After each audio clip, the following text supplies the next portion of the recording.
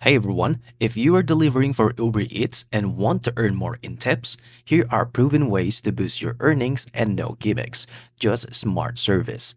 First is be quick but safe.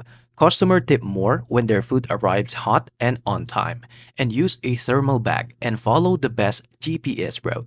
Accept orders from restaurants that are ready fast.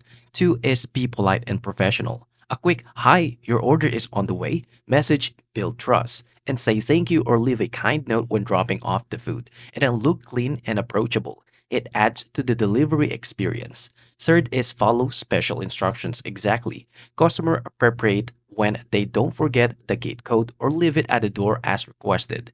Failing to follow instructions can cost you tips, even if the food arrived fast. 4 is go the extra mile, literally. Offer to carry large orders to the doors, deliver with care, and don't stack bags or tilt drinks. And if something is missing, call the customer service and let them know. 5 is delivery during high dip times. Dinner is 5 to 9 p.m., Friday to Sunday nights, and holidays usually bring high value orders and better tips. College towns and offer districts at lunch can also be tip friendly zones.